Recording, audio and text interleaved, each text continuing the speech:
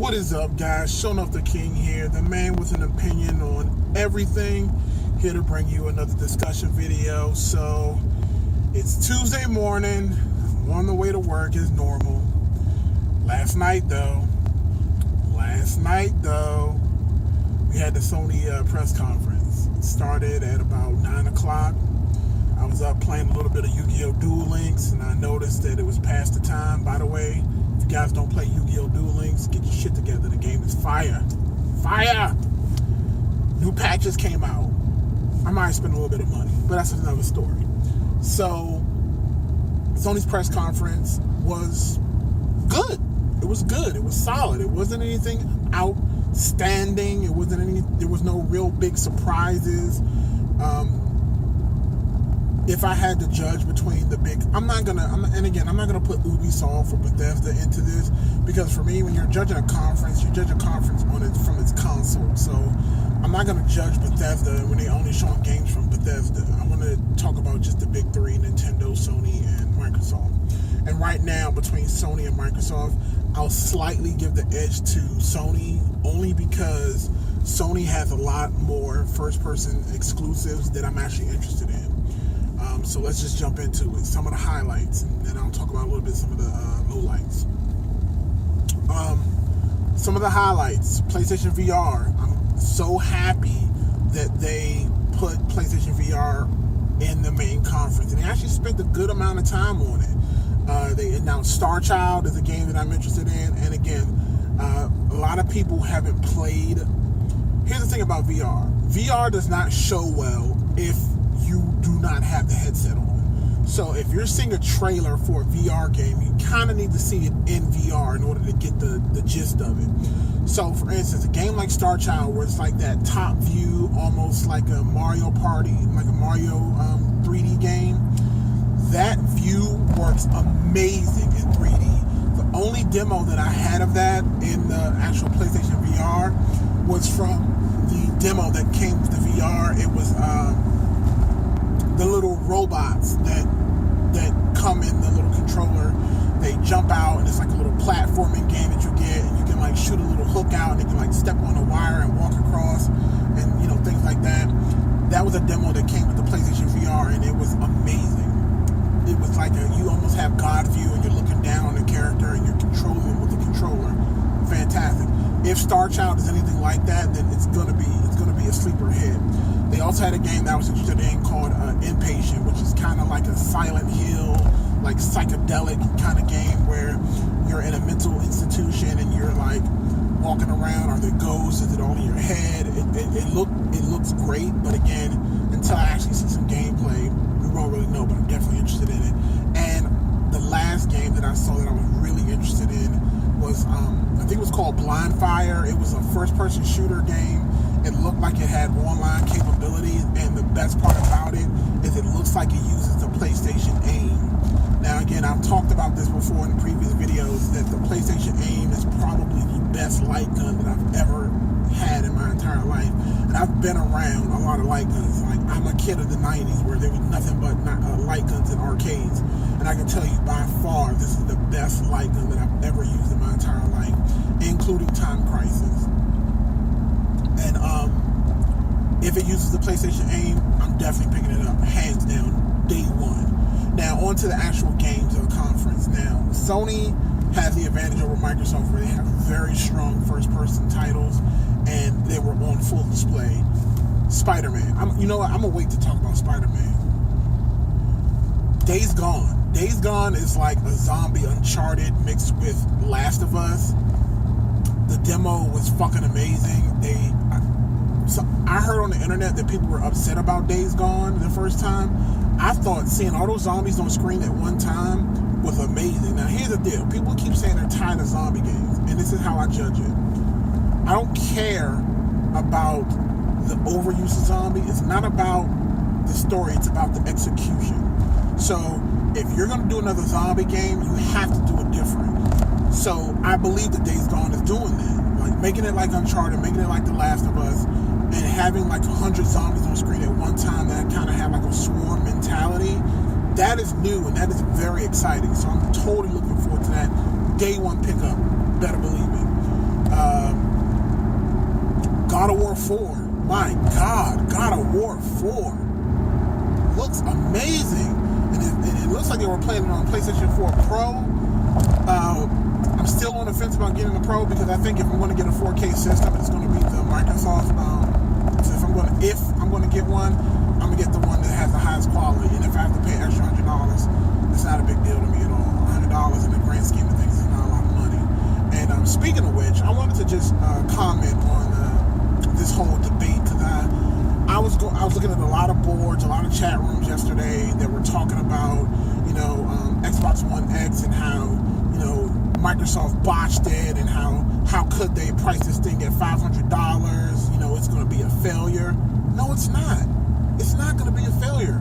And I'm so frustrated and sick of people thinking that they're entitled to have things at a dramatic discount or not pay what it's worth. And again, would I have been happy if Xbox One X was $200? Sure, I'd pay for $200 for something that's not going to hurt me.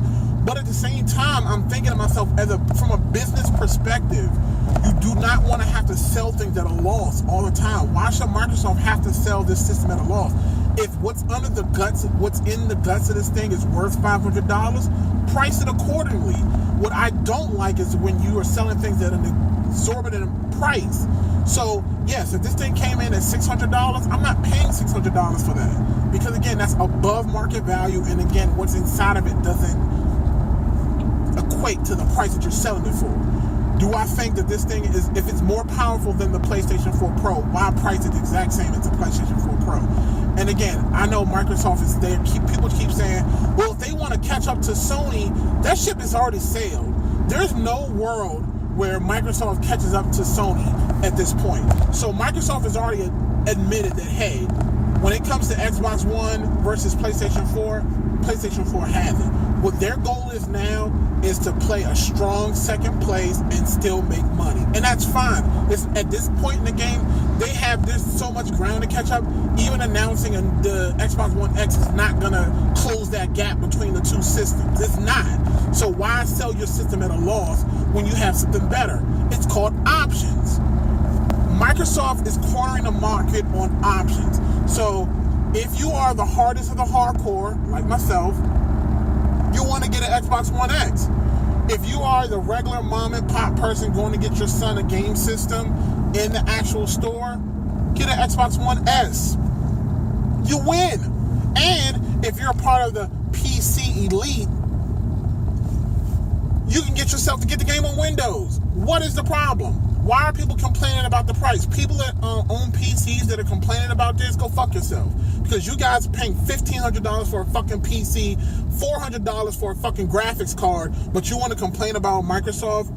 You got me spitting again. You want to complain about Microsoft and a $500 all-in-one 4K system with a 4K Blu-ray player, teraflops, all of that shit for $500, but you guys don't have any issue dropping $400 on a fucking graphics card. $1,500 to get a 4K computer. You probably can pay less. You can probably pay between $1,000 to $1,500 is the general range to get a top-notch 4K gaming PC. And if you're a PC gamer, that's fine. But don't come and complain about us console gamers paying $500 to get something that's comparable. It's stupid. Anyway, back to Sony. So the biggest game of the conference for me was Spider-Man. I mean, that demo that they played was fucking amazing. I mean, to me, before this one, the best Spider-Man game that I've ever played, and I've played them all. I've played them all. Maximum Carnage up to the last one. My favorite Spider-Man game was Spider-Man 2. Spider-Man 2, the movie game that came out for PlayStation 2. It might have been PlayStation 2 or PlayStation 3. I can't remember, but Spider-Man 2, hands down, was the best Spider-Man game. It had the best web swinging through the city. The story was great. I remember it to this day that it was the best Spider-Man game that I've ever played.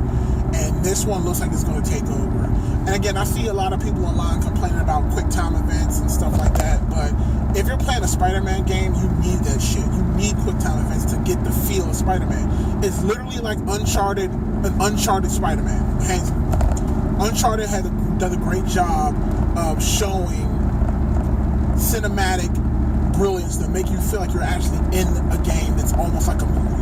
And again, Spider-Man did the same exact thing. So again, in a nutshell, that was the PlayStation conference. So we saw a lot of great games that are coming out. And before I go, the bad thing about Sony's press conference.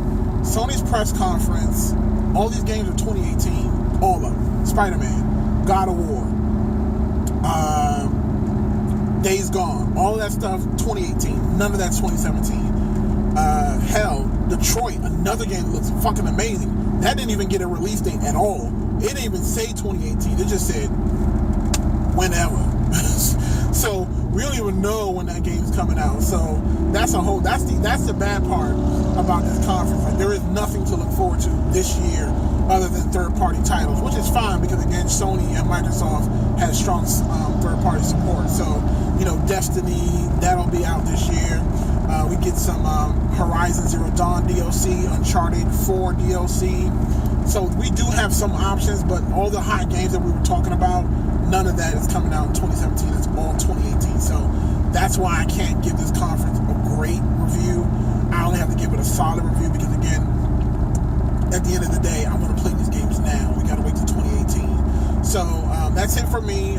Comment in the section below. Thumbs up the video. Share. You know the drill. Today, Tuesday, will be Nintendo's conference. Ubisoft already announced a Mario Rabbids game that's like a real-time strategy like XCOM, and it's we'll wait till this afternoon because I think Nintendo usually does their stuff like midday, so I'll actually be able to put up a review on my way home today, so we'll see how that goes. Well, that's it for everybody. Showing up the king, the man with an opinion on everything.